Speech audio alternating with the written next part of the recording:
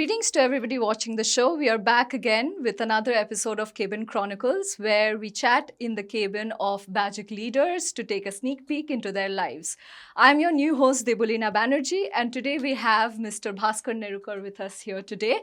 Sir is a very beloved leader here at Bajaj, and he heads the Health Administration team, also known as HAT. From underwriting to settling claims, HAT is responsible for making us a strong contender in the world of health insurance. Welcome, sir. It's such a pleasure to have you here. Thank you, Debolina, and I should say welcome, Debolina, to the Bajaj family, and Thank you, nice sir. to Thank you yeah. so much. So, from IT to operations to marketing to even product re-engineering, your career has been very diverse. So, can you take us through your journey?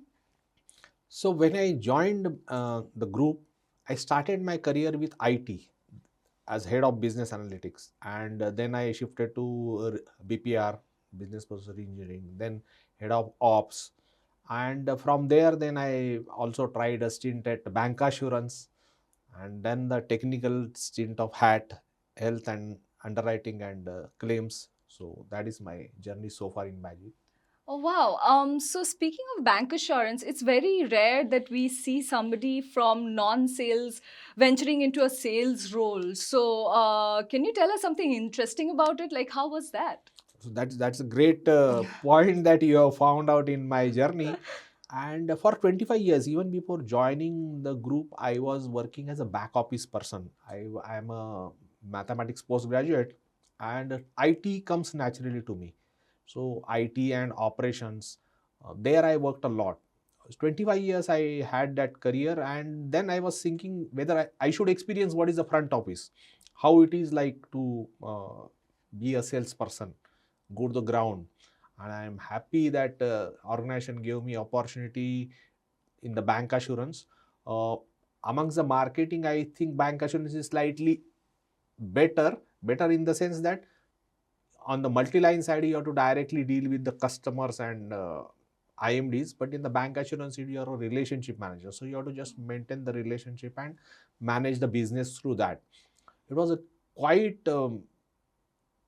I should say that I really enjoyed the stint, and it was such a pleasant experience for me that I still cherish the memories.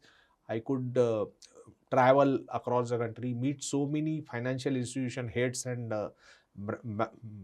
various branches of the banks and all, and very fulfilling experience. I think I always tell now to any newcomer who is joining that you should have one stint in marketing. One thing is that it will develop you as a professional, it will give you different experience. Second thing is you will start appreciating when the business comes in your books, you know how much trouble the marketing person has taken to get that business. And with that appreciation, I think you will be able to provide better solutions to people. So that is my take on the marketing. Yes, insurance is all about maintaining customer relationships and dealing. So, you are a person who has experience in both life insurance as well as general insurance. You have perceived both the sectors very closely. So, we know them to be very vastly different. So, have you seen any similarities between the two? So technically they are very different because life insurance, whenever a customer enters, it's a long term contract, and we are sure customer is going to be with us till 15 20 years. Per se, general insurance is a every yearly contract, and customer has an option to change insurer next year.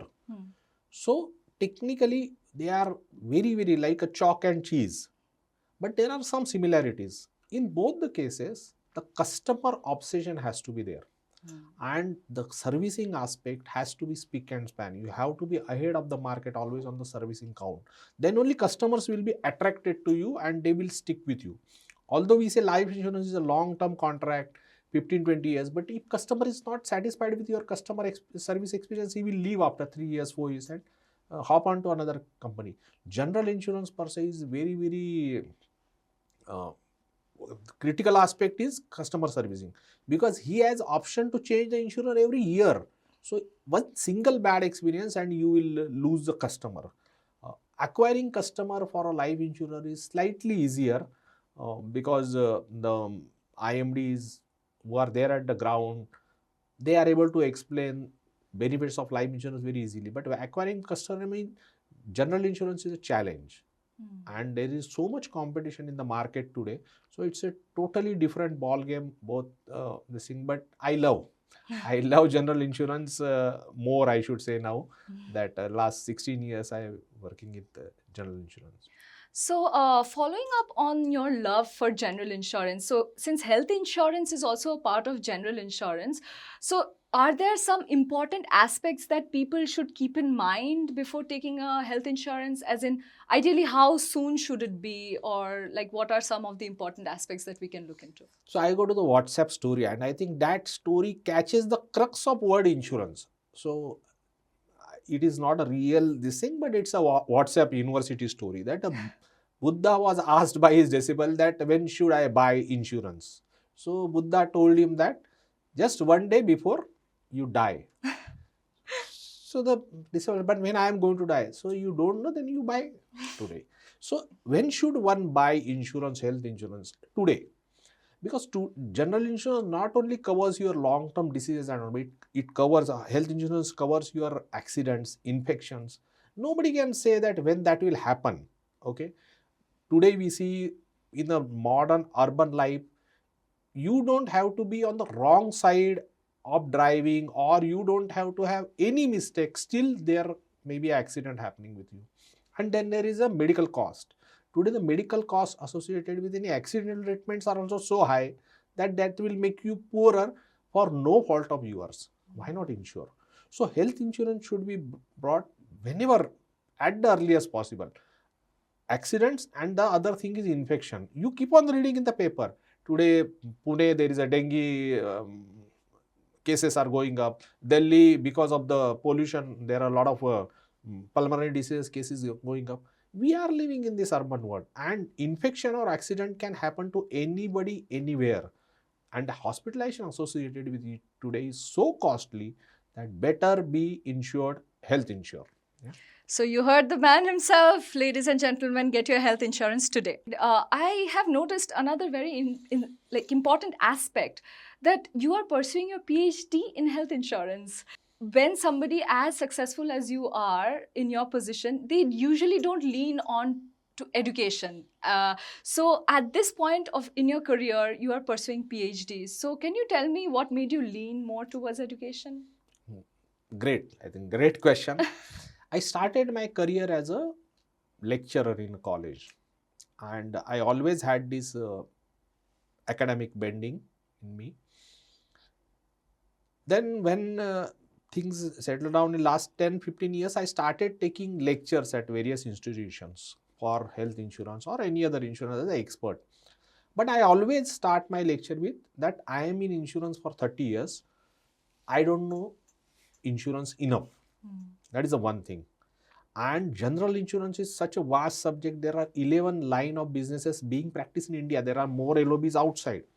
So it is such a vast field that even after 30 years, I don't know enough. Now there are no formal courses for me to go ahead. So the only thing is I go on reading whatever is available, whatever research articles are available, and that is how the idea of PhD struck me. I'm working with health insurance for past 6 years, and I find there are some gray spaces. There is not much movement in Indian market in those spaces. I identified those, and I presented that to Pune University that I want to do research in that, and they approved my PhD project. Currently, I am in 3rd year of my PhD, and a lot of reading is going into. But this reading is enriching my experience. It is telling me what has happened in US market, what has happened in Japan market in health insurance, how this particular aspect has developed in the developed economy. India somewhere will be following that path after 10 years. So can I contribute to this health insurance subject so that we don't make mistake which developed market made and then they corrected. So can we course correct before we embark on that path? So my that will be my contribution to the subject of health insurance, which has given me so much. How inspiring. We wish you all the best for that. So coming to lighter topics, we heard that you love trekking. I mean, is there any trekking experience that you can share with us? Trekking is what I think opens you up with the nature, and I think everybody should do trekking once in a while. I generally we go for a trekking on a Baner hill, which is near my place, and wherever I go, I try to find on the Google before visiting any place. I try to find on the Google which is the best trek there. I try to complete at least 50% of that trek when I visit there, because when you are walking with in the nature, it opens your senses like anything, and I think that is the most pleasant time that you will find of your day or of your trip. So I love trekking, and I always make it a point that wherever I go, I try to find out whichever treks are there. You will not believe that uh, if you are not a great follower of trekking, you may not know this. You go to the Google map and you try to find out a trek in Pune. There is a different map in trekking of for trekking in Google itself. From Baner to Varje. There is a clear cut trek where you don't have to land on the this thing. You have to only you only cross entire path on the hills, and a car may take 45 minutes from Baner to Varje, but if you trek on the hill, it is 17 to 18 minutes. So there are some of the interesting things of the trekking, and that trek is really wonderful. I think you can just Google and find out on the map itself that how to walk, which path you take, that is given. So trekking is what I think will open your senses. It will give you a totally new perspective. Yeah, I too have experience with trekking because I recently went to Meghalaya and also Sandakphu, which is the highest point on West Bengal. So there are like very intensive treks there, and it has completely enriched myself, like me as a person, and it's so nice and inspiring to hear that. So coming to hobbies, we heard that you're a foodie. So is there any special cuisine or food that you would recommend us? So I think when you roam around and when you go around, one thing you want to try is the food. Whatever food you get in that area, and also I experiment all the cuisines. I love eating. I think there is one small couplet which I heard in my childhood, and that is my anthem, but it's in Marathi. It says that our birth is only to eat. So let us make good use of it. खाण्यासाठी जन्म आपुला, जन्म कारणी लावूया. So we will I do that. But with that, I think I also enjoy different cuisines. So before visiting any place, I generally find out. And my family is now used to it that whenever we are going on trip, they'll say, okay, which are the places you have earmarked where we are going to have our breakfast or our dinner. I love being a coastal person. I love fish, and of course, so Konkani cuisine and Bengalis prepare lot of good fish dishes. I think rest of the India doesn't know what Bengal cooks. I think it is my one of the desire is I travel to Kolkata and I try Padma relish. You know what is Padma relish? Yes, of course. It's a delicacy, and with shorshe curry, I want to try the Padma relish. You're already invited to West Bengal, sir, anytime. I mean, yeah, as a Bangali, it makes me so happy to learn that, you know, you love ilish, and it happens to be my favorite fish as well. And speaking of Bangali, we have also heard that you can speak a bit of Bangla. Like, where did this love for languages come from? So that's a great question. Actually, I did my post-graduation in Kolkata. Oh, okay. So from Indian Statistical Institute, Kolkata, and in our hostel, when I went there, I was only Maharashtrian, and there were Tamilians, there were Telugu, there were Bengalis, a lot of Bengalis, in fact, because it was in Kolkata. No other option but to learn their languages. But when I started learning, I realized that I have got this penchant for languages. I could understand. Most of the time I used to understand a language by the tone or by the way they are speaking, but now I understand quite a few words.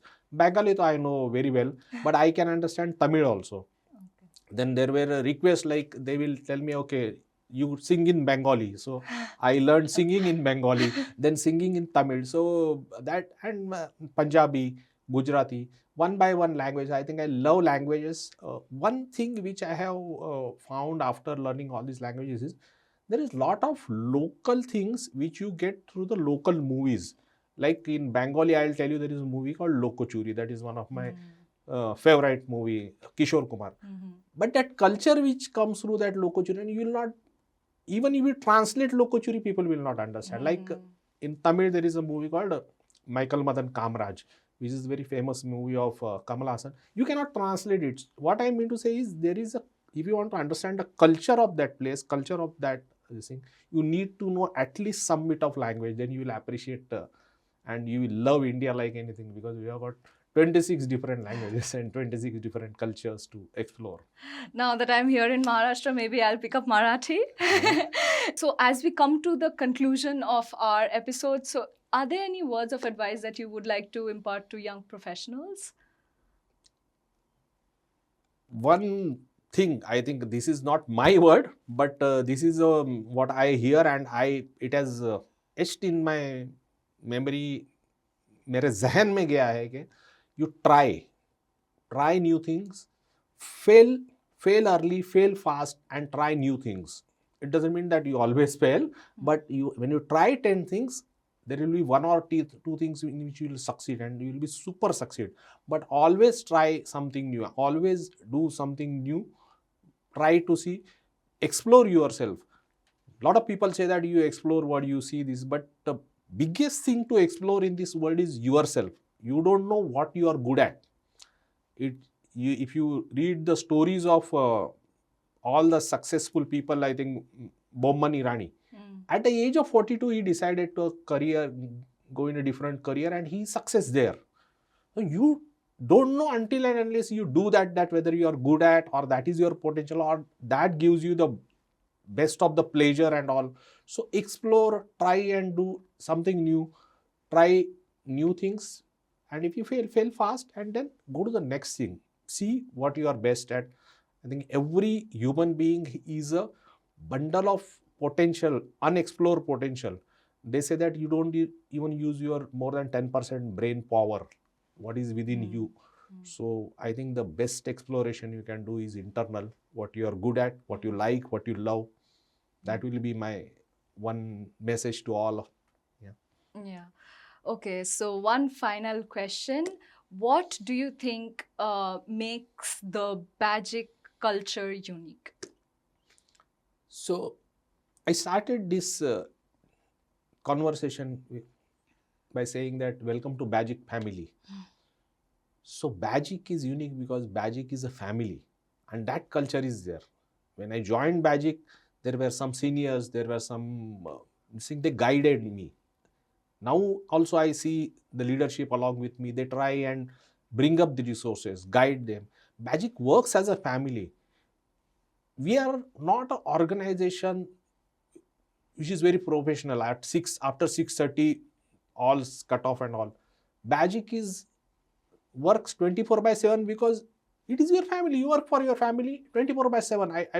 I feel when the customer thing comes up, right from top to bottom, anybody can call you, trouble you, and you will answer that. So that is how the family functions. And that is a very unique thing about a Bajaj. Bajaj is a family, and welcome to the Bajaj family. Thank you. Yeah. Thank you so much. It was such a pleasure talking to you.